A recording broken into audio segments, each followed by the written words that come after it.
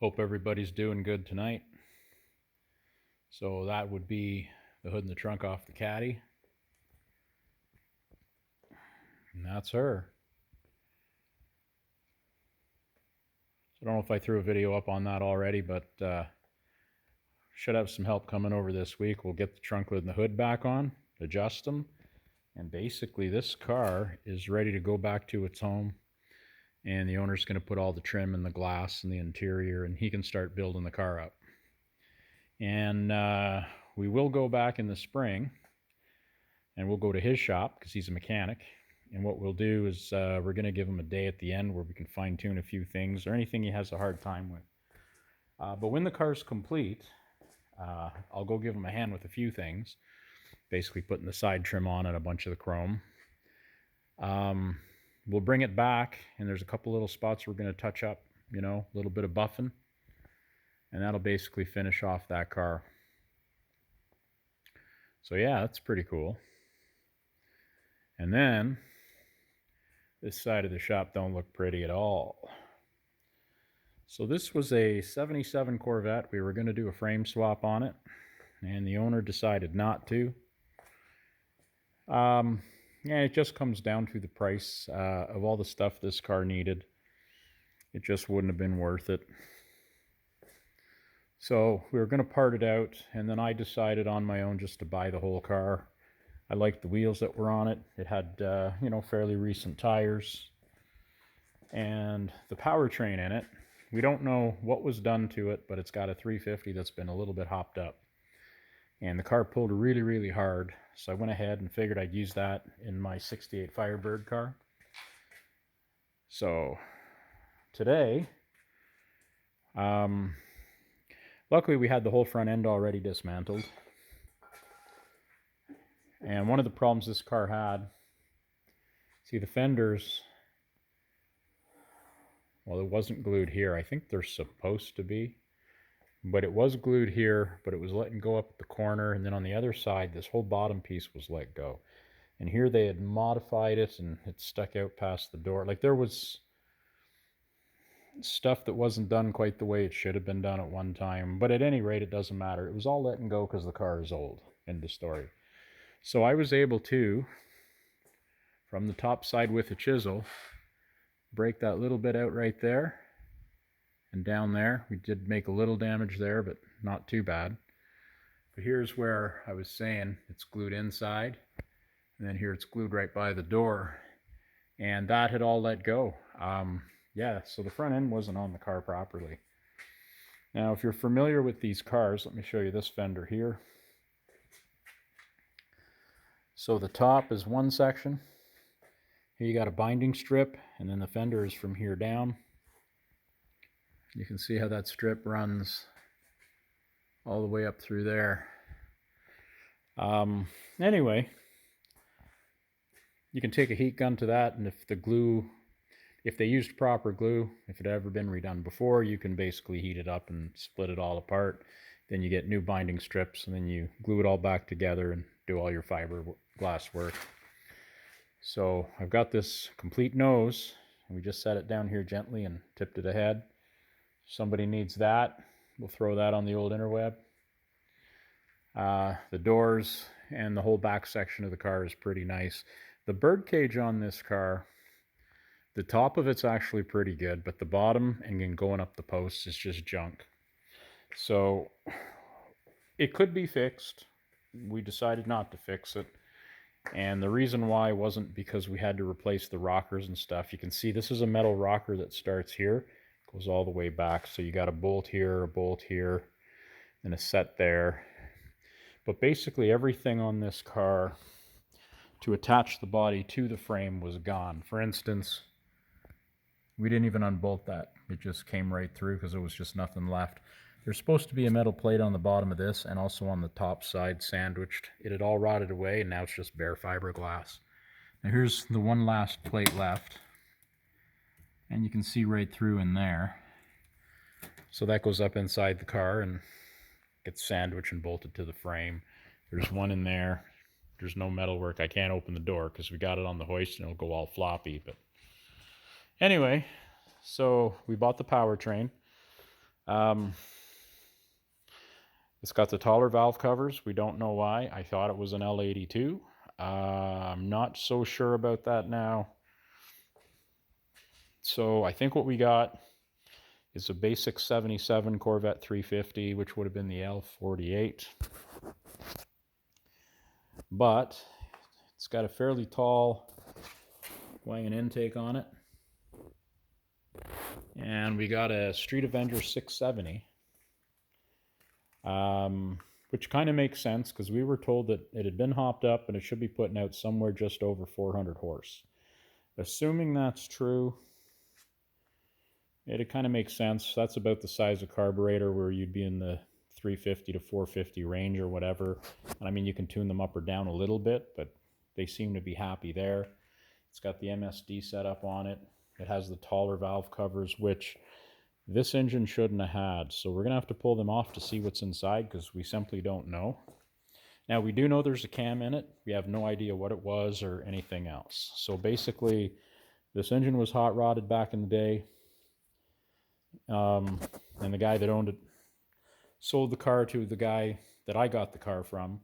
And basically, the original guy that put it all together passed away. So we have no way of knowing what he did inside. Could be stock heads that were played with. I haven't checked the castings on the heads anywhere. We're going to check that out. Like somebody's down in here and you can see there's a chrome timing cover underneath there, which you don't really see. Stuff like that. So like it had come apart and it had been down. We have a 6-inch balancer. So, well, 6.5. So that would indicate that this is basically a 350. And it could be 2 or 4 bolt. We won't know till we pull the pan. Some were 2, some were 4. The research I've done seems to indicate it could be either or. But if it has the 6.5-inch balancer, this was basically your the non-Corvette. So this was like your 180 horsepower 350 and 77. Where if you had the other one, you had 2 something. And it would have had an 8-inch balancer on it. And then it would have had heads with bigger valves. So we don't know if he did heads with bigger valves. We have no idea knowing. What we do know is it runs good, it starts well, and it's got a little bit of a, it's not a lumpy cam, but there's a little bit of a cam in it. So, I mean, it might even be just about a 300 horse 350 or something like that. But everybody claimed this to be 400 horses. Corvettes aren't that heavy, so it's hard to say. I don't really know. But what I do know is with this 4-speed on it, it pulls really hard. The car was stupid fast. And I checked the weight of the Firebird, and it's about 200 to 300 pounds less than this car. So I figured we'll drop that in there, and it'll be good. Now, we will be taking the oil pan off to see what we can see, valve covers, stuff like that. We'll clean everything, paint it up. We'll recondition everything. Carb works like a top. Might go ahead and clean it up and rebuild it anyways. But you kind of get the idea. We'll give it a going over. And honestly, if there's anything we don't like, you know, we'll have to see at that point how far we go. But it's a strong runner. It doesn't seem to smoke or any of that nonsense. So if we did decide to build it, it wouldn't take a lot to push it a little further. So we might consider some of that. So this was why it first come to the shop. There's not much left of that spongy thing. The only thing holding this car from breaking apart is this in here, which is not real solid, and then some of the bottom. But I mean, the whole bottom of this frame has plates. This whole corner underneath both sides has been plated. The side of cross member's okay. If you look there, someone jammed some really heavy plate on it and welded it right over top.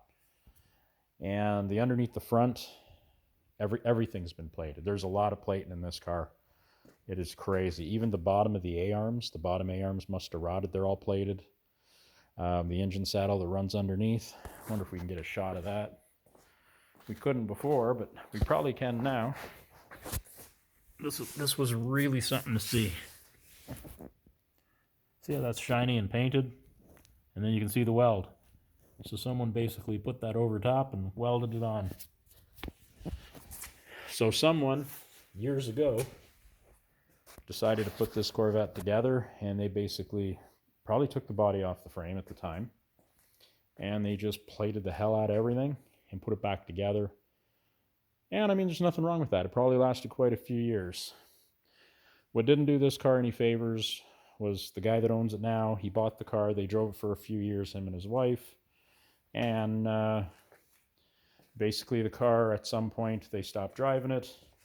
I believe the wife had passed away.